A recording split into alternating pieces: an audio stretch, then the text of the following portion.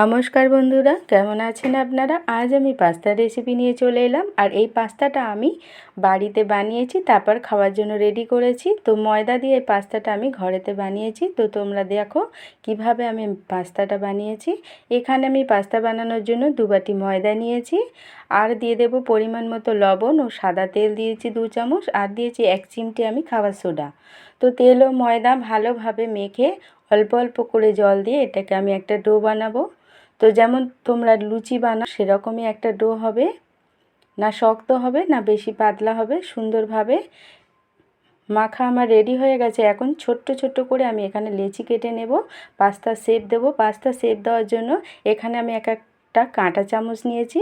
কাঁটা চামচের মধ্যে লেচিটা দিয়ে আমি ছড়িয়ে উপর থেকে টেনে নিলেই হয়ে যায় পাস্তার শেপ। তো দেখছো কিভাবে আমি বানাচ্ছি। 2 বাটি ময়দা দিয়ে এখানে আমার 3টে থালা রেডি হয়ে গেছে পাস্তা বানানো। এখন পাস্তাটা সিদ্ধ করে নেওয়ার জন্য এখানে গরম জল বসিয়েছি। গরম জলের মধ্যে পরিমাণ মতো লবণ ও একটু সাদা তেল অ্যাড করে আমি এখন পাস্তাটা সিদ্ধ করে নেব। তো সিদ্ধ আমার হয়ে গেছে, এখন জল ঝরিয়ে নিয়েছি। দেখছো কি সুন্দর ঝরঝরে হয়ে গেছে পাস্তাটা আমার। তো এখন আমি বানাবো। এর জন্য সবজি নিয়েছি এখানে গাজর, বিনস, ক্যাপসিকাম, কাঁচা লঙ্কা, রসুন, আদা, পেঁয়াজ, আর নিয়েছি একটা বড় সাইজের আলু, আর নিয়েছি 2টো ডিম। তো ডিম দুটো এখন লবণ দিয়ে আমি ফেটে রেখে দেব। তারপরে এখানে আমি একটা আলু প্রথমে ভেজে নেব। তেল দিয়েছি, তেলটা গরম হয়ে গেলে আমি আলুটা লবণ দিয়ে ভেজে নেব। এখানে আমি হলুদ ইউজ করব না। তো আলু আমার ভাজা হয়ে গেছে, এখন আমি একে একে সবজিগুলো ভেজে নেব। প্রথমে বিনস, গাজর হালকা নাড়াচাড়া করে তারপরে আমি এখানে ক্যাপসিকামটা দিয়ে ভালোভাবে ভেজে নেব। ভাজতে ভাজতে এখন আমি সসটাও রেডি করব। এখানে টমেটো সস নিয়েছি 3 চামচ, 1 চামচ ভিনিগার আর 1 চামচ সোয়া সস দিয়ে ভালোভাবে মেখে রেখে দিলাম। তো ভাজাও আমার এদিকে রেডি হয়ে গেছে, তুলে নেব। তারপরে ডিম দুটোও ভেজে নেব। তার জন্য আবারও তেল দিয়েছি কড়ার মধ্যে। ডিম দুটো ভালোভাবে ঝুরো ঝুরো করে আমি ভেজে নিয়েছি। তো ভাজা আমার রেডি হয়ে গেছে।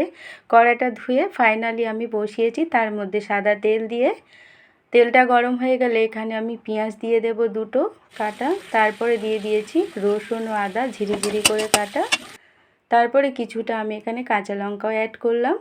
তো হালকা নাড়াচাড়া করে সসটা রেডি করেছিলাম সেটাও দিয়ে নাড়াচাড়া করে এখন আমি পাস্তাটা দিয়ে দেব।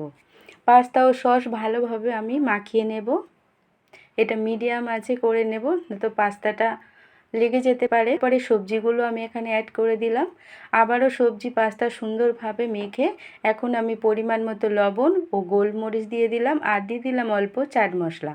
তো এই পাস্তাটা খেতে অসাধারণ হয়, তোমরা বাড়িতে একবার ট্রাই করে দেখো।